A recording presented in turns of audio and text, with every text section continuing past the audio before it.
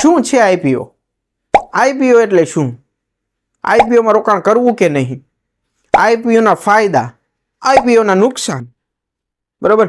તો તમને મિત્રો થશે કે આપણે આઈપીઓ અત્યારે નવા ટ્રેન્ડમાં ચાલી રહ્યો છે, ટ્રેન્ડનો રોકાણ છે આઈપીઓ, બરોબર છે? તો તમને થશે કે આપણને પણ થોડી ખબર હોત તો આપણે પણ આઈપીઓમાં રોકાણ કરી થોડા પૈસા કમાઈ લે. તો એ માટે હું આવી ગયો છું નવા વિડીયો સાથે, નવા ટોપિક સાથે. તો મિત્રો આજે હું લઈને આવી ગયો છું આઈપીઓ વિશે ફૂલ ડિટેલ માહિતી, બરોબર છે? આઈપીઓ શું છે, કેવી રીતે કામ કરે છે અને તમે કઈ રીતે તેમાં રોકાણ કરી શકો છો. તો વિડીયોમાં અંત સુધી બન્યા રહેજો. ચાલો વિડીયો શરૂ કરીએ. તો મિત્રો હું તમને આઈપીઓ વિશે માહિતી આપતા પહેલા એક વધારે માહિતી આપી દઉં છું કે મિત્રો હું કોઈ ફાઇનાન્શિયલ એડવાઇઝર નથી. મારું જ્ઞાન, મારું નોલેજ જેટલું છે હું તમને સરળ ભાષામાં સમજાવવાની કોશિશ કરીશ. તમારા આર્થિક નિર્ણય લેતા પહેલા તમે કોઈ એડવાઇઝરની અથવા તો તમારું મન જે કહે તે કરવા વિનંતી. તો મિત્રો તમને થશે કે આઈપીઓ એટલે શું? તો આઈપીઓ એટલે કોઈ પણ ખાનગી કંપની જાહેર જનતાને શેર વેચે, બરોબર? આ પદ્ધતિને, આ વિધિને આઈપીઓ કહેવામાં આવે છે, બરોબર? અને આઈપીઓ દ્વારા કંપની સ્ટોક માર્કેટમાં લિસ્ટેડ થાય છે. તેમનું પ્રથમ પગલું છે આઈપીઓ, બરોબર છે? અને તે રોકાણકારો દ્વારાથી પૈસા મેળવે છે કંપની. અને આ વિધિને કારણે private limited company public limited company બની જાય. તો હવે તમને થશે કે કંપની આઈપીઓ લાવે છે શું કામ?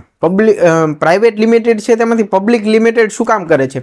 એમાં તેના મુખ્ય કારણો છે તે હું તમને સમજાવું છું કે નવું કેપિટલ ઊભું કરવા માટે, એટલે કે કંપનીને કોઈ નવો પ્રોજેક્ટ કે પોતાની કંપની એક્સપેન્ડ કરવી છે, એટલે કે વધારવી છે, તે માટે વધારે નાણાંની જરૂર છે. તો તે માટે કંપની તેનો આઈપીઓ લાવી શકે છે. બીજું છે લાયબિલિટી ઘટાડવા માટે, એટલે કે કંપનીની પાસે ઓછા નાણાં છે, તેમની માથે લેણું થઈ ગયું છે, લેણું છે, કર્જદાર છે, તે આઈપીઓ બહાર પાડે અને તેનું કર્જ ચૂકવી શકે છે, જેના કારણે તેની કંપની સ્ટેબલ રહી શકે અને આગળ નફો વધારી શકે. આ માટે પણ આઈપીઓ લાવી શકે છે. ત્રીજું છે બ્રાન્ડિંગ માટે, એટલે કે તમે પ્રાઇવેટ લિમિટેડ કંપની હોય, તમને ઓછી ખબર હોય કે ભાઈ આ કંપની છે, પણ જે આઈપીઓ જેનો આવે ત્યારે તે કંપનીનું બ્રાન્ડિંગ વધે છે, તે વૈશ્વિક સ્તરે આગળ વધે છે, બરોબર છે? એટલા માટે પણ કંપની તેનો આઈપીઓ લાવી શકે. તો હવે તમને થશે કે આઈપીઓ શું એ તો સમજાઈ ગયું. તો હવે તમે આઈપીઓની પ્રોસેસ સમજાવો કે, તો હું તમને સમજાવું છું કે આઈપીઓની આખી પ્રોસેસ, આખી વિધિ શું હોય છે. તો મિત્રો કંપનીને આઈપીઓ લાવતા પહેલા કંપનીને અમુક પ્રોસેસ કરવી પડે છે. તો સૌથી પહેલી પ્રોસેસ છે તેમને સેબીની મંજૂરી લેવી પડે છે, કે તેમને સેબી પાસેથી મંજૂરી મળે, એટલે કે આઈપીઓ માટે ડીઆરએચપી તૈયાર કરવું પડે છે.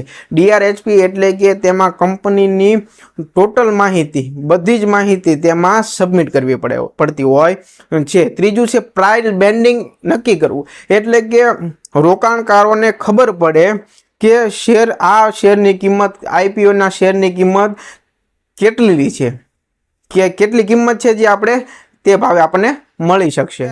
એટલે કે તમે જે આઈપીઓ ભર્યો છે તેમાં પ્રક્રિયા દ્વારા તમને શેર એલોમેન્ટ કરવામાં આવે છે. હવે તમને થશે કે આપણે આઈપીઓમાં રોકાણ તો કરીએ તો આપણને ફાયદો શું થાય?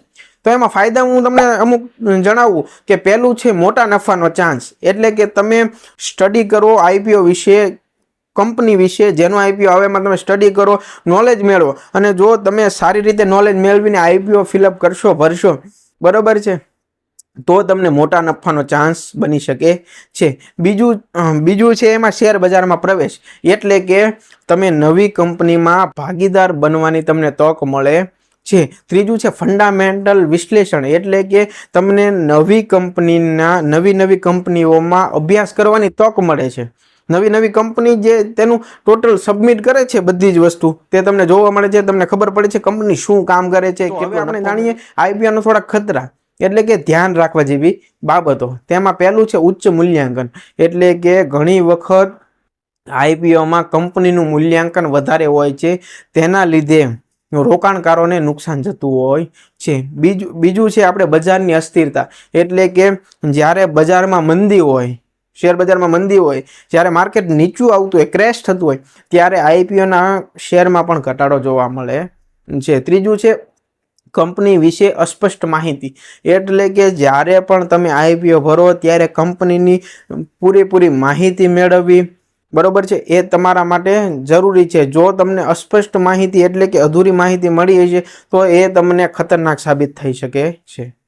આપણે જાણીએ કે આઈપીઓ માટેના નવા ટ્રેન્ડ, એટલે કે મિત્રો હવે ધીરે ધીરે આઈપીઓમાં ટ્રેન્ડ વધતો જાય છે અને એના જ લીધે સ્ટાર્ટઅપ અને ટેકનોલોજી ઉપર આધારિત નવા આઈપીઓ તમને વધતા જોવા મળશે અને આ આઈપીઓ નાના રોકાણકારોને પણ તક આપે છે.